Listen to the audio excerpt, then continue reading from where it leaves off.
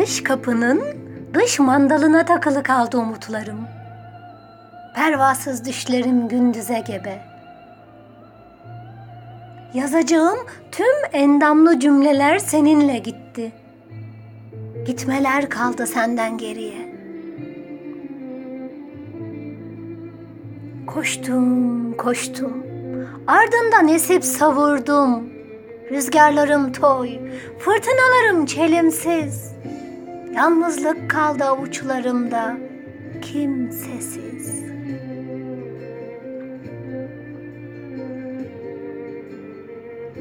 Destursuz gidişlerine gömdüm feryatlarımı.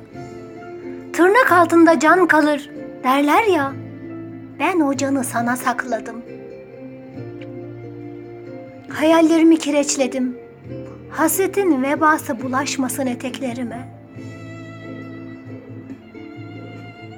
Saf bir ahenkle hüznümü efkarla yoğurur sesin.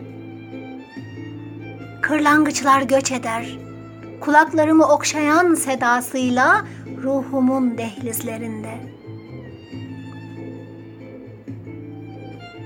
Katıksız ve içten, cansız bir kitleye dönüşür bedenim. Zamanın içinde yavaş yavaş sıyrılıp savrulan.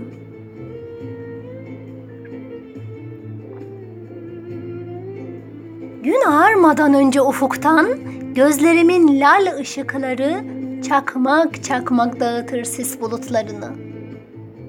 Yeşil dallı fistanının üstünden beyaz duvağı semaya yükselir Uludağ'ın.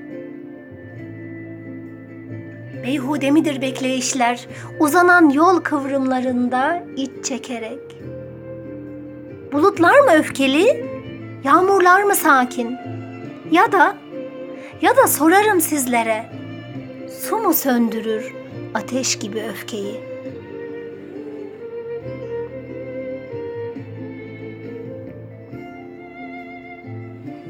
Şiir ve yorum Hatice Türkmen, Yurtseven.